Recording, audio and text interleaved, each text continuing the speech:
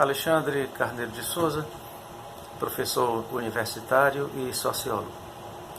Nesses últimos encontros eu tenho me dedicado a uma leitura do pensamento materialista de Karl Marx. Como bem temos frisado, a grande tese karl-marxista é que a sociedade consiste no empreendimento material de produção. Na ideologia alemã, o autor faz uma construção que permite a apreensão da identidade da sua teoria.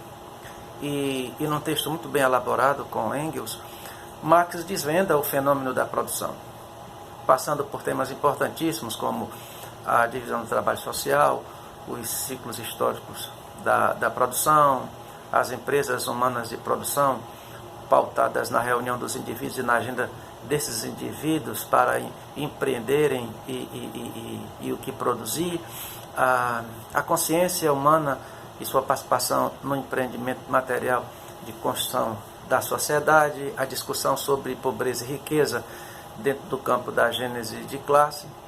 E todas essas discussões vão acabar levando o autor a dois temas centrais na construção da sua teoria, que são os temas do Estado e do comunismo. O espaço da produção é um espaço de conflito. Os indivíduos que comparecem à produção para produzir as condições materiais necessárias para a sobrevivência, permanência e desenvolvimento da sociedade, a despeito de estarem no mesmo lugar, não pensam da mesma forma, não partilham os mesmos valores e não sustentam as mesmas ideologias. E essa não é uma característica particular da sociedade burguesa.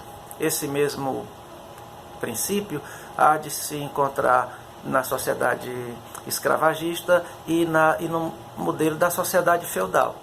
O espaço da produção é o mesmo e os indivíduos necessitam comparecer a esse espaço para o empreendimento da produção, mas ao se encontrarem nesses espaços, se identificam como grupos rivais, como grupos protagonistas, mas opositores. E nesse aspecto se destaca a visão dialética que o autor usa para compreender o fenômeno da história da sociedade humana. Muito bem, o espaço da produção é um espaço de conflito. Esse conflito se estabelece desde o princípio. E é isso que vai justificar, na perspectiva karl-marxista, o aparecimento do Estado. Eu diria que o materialismo histórico atribui pelo menos duas explicações importantes acerca do Estado. A primeira explicação, como não poderia deixar de ser, o Estado é reconhecido como fenômeno da produção. Ele não aparece, o Estado não é um fenômeno inato, ele é aquilo que os indivíduos determinaram que ele seja ou que ele fosse. Portanto, em primeiro lugar, o Estado é produção. Mas a outra consideração que deve ser feita é que, para a teoria karl-marxista, o que justifica o aparecimento do Estado é o conflito. Bom, acerca do advento do Estado, nós temos uma vasta contribuição de diversos autores que falam dos mais distintos lugares. Portanto, existem escolas que propõem o Estado como uma instituição dos fracos, portanto o Estado seria uma prerrogativa a que se lançou mão às classes privilegiadas, aliás, às classes desprivilegiadas.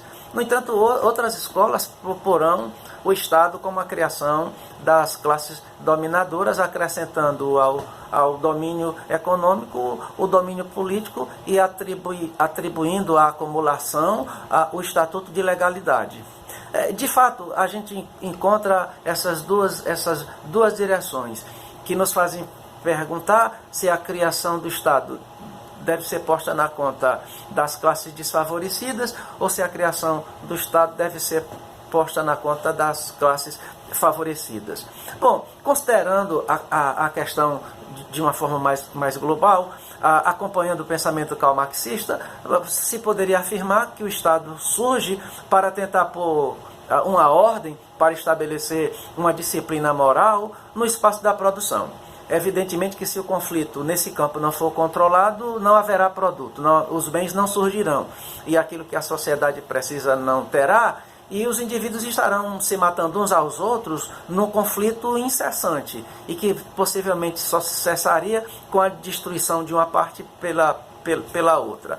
Portanto, é o conflito, na perspectiva karl-marxista, que explicará o aparecimento do Estado. Portanto, o seu útero, o ambiente próprio do nascimento do Estado, seria o campo de conflito que está presente no domínio da produção. Essa percepção me parece bastante clara, e a obra, a ideologia alemã, parece deixar clara que os descaminhos e as perturbações criadas no espaço da produção, e ao mesmo tempo a atmosfera de insegurança e de guerra que esse estado de produção propõe, requererá a adoção de determinadas providências. E o Estado responderia como instituição a esse clamor, a esse quadro conflituoso e de contradição da produção social. A gente pode propor, nas entrelinhas do pensamento de Karl marxista, que existiria um Estado ideal.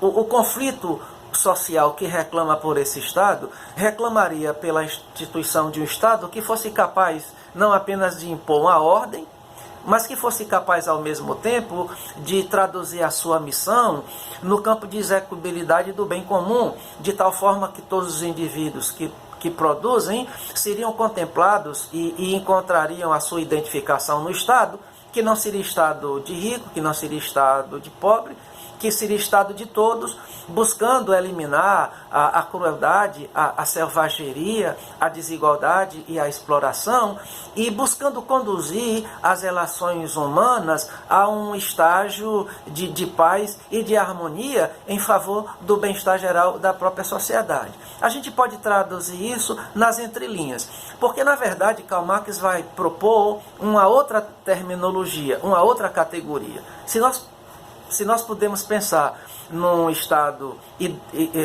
idealista, num Estado racional, se nós podemos pensar que ao ser instituído o Estado no seu discurso e nas pretensões que a eles são dirigidas, levanta uma ideia de um papel ideal do Estado, ou de um ideal que esse Estado deva buscar, é importante que não é apenas esse componente da reflexão marxista acerca do Estado, porque ele vai introduzir também a temática do Estado ideológico. Ora, o que seria o Estado ideológico? É o Estado que trai a sua missão real. É o Estado que fracassa. O seu surgimento deveria atender a um propósito que estaria necessariamente vinculado à execuibilização do bem comum ao patamar máximo da universalidade possível. Portanto, o Estado, nessa perspectiva racional, não seria Estado de alguns, seria Estado de todos, e proporia o bem das pessoas de maneira geral, equacionando sempre e cada vez mais os conflitos no campo da produção. Ocorre que, na perspectiva marxista, esse Estado não consegue levar a termo esse empreendimento, e ele acaba fracassando, ele acaba caindo dessa condição de Estado racional e se converte em Estado ideológico. E ao invés de representar o interesse da totalidade dos indivíduos, envolvendo os interesses de todas as categorias e todos os segmentos sociais, ele acaba sendo cooptado pela classe dominante, ele acaba sendo cooptado pelos capitalistas, pelos dominadores do processo da produção. E, portanto, ele acaba se convertendo em Estado ideológico. Esse Estado ideológico não é apenas o Estado burguês, mas também é o Estado monárquico, também faz parte dos grandes impérios das sociedades antigas. Esse Estado vai ser, portanto, capturado, ele vai ser cooptado pelos grupos dominantes e passará a cumprir uma folha de serviços voltado prioritariamente para atender às demandas desse campo particular. É nesse sentido, então, que Karl Marx percebe a ideologização do Estado. Não se poderia pensar num Estado capitalista, não se poderia pensar num Estado que atendesse a uma ordem particular de indivíduos, Estado aristocrático. Não se poderia pensar numa ordem de Estado voltado para o atendimento de um grupo. Portanto, a conversão do Estado ao interesse particular transforma um Estado que deveria ser racional e, portanto, defensor do interesse universal em Estado ideológico que, ao invés do interesse do bem geral, passará a defender o interesse particular de determinados setores da sociedade. Isso significa dizer, portanto, que o conflito no espaço da produção não é solucionado, não é minorado com o aparecimento do Estado, muito pelo contrário, esse conflito agrava-se, porque a dominação, a exploração, a pauperização, a discriminação acabam agora conquistando um estatuto de legalidade propiciada pela instituição política do Estado. Dentro desse quadro de confusão e desse quadro caótico, Karl Marx vai propor a revolução do proletariado e a instituição de uma sociedade comunista. Essa é a perspectiva do autor. Como se resolve os problemas criados pela produção humana ao longo da história do trabalho social? Uma vez que o Estado não foi capaz de resolver esses conflitos, se espera que o advento de uma sociedade comunista faça isso. E como isso seria possível? Qual é a definição karl-marxista de comunismo? A integração total dos indivíduos no processo total da produção. Como que seria possível isso? Algumas questões são muito claras no pensamento do autor. A primeira, a assunção da classe proletária ao poder. A tomada do poder pela classe proletária e a instauração de uma ditadura proletária. O autor está absolutamente convencido de que a classe que sabe dividir, que tem energia capaz de criar uma nova estrutura política, é uma classe negativa, que não esteve no poder e, portanto, não viciada, ela poderia ser capaz de propor essa mudança. Que critérios deveria ser adotado inicialmente? A abolição da propriedade privada.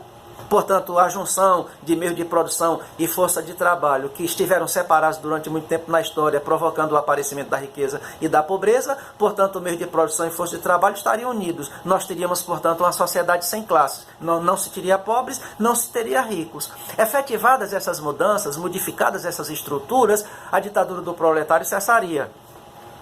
Se instituiria uma sociedade sem classes e não se teria aquilo que se entende hermeticamente como sendo o Estado, mas um movimento político de constante renovação, voltado constantemente para atender a totalidade. É essa perspectiva que Karl Marx propõe a instauração de uma sociedade comunista. Evidentemente que o marxismo posterior a Karl Marx, iniciando-se sobretudo a partir da escola de Frankfurt, se fará uma nova leitura, de maneira tal que se percebe que a abolição da propriedade não é necessária, o uso da violência também não, e muito menos uma ditadura proletária. Mas finalmente nós estamos propondo o pensamento do autor nessa perspectiva, e assim nós estamos encerrando uma série de reflexões acerca do materialismo histórico marxista.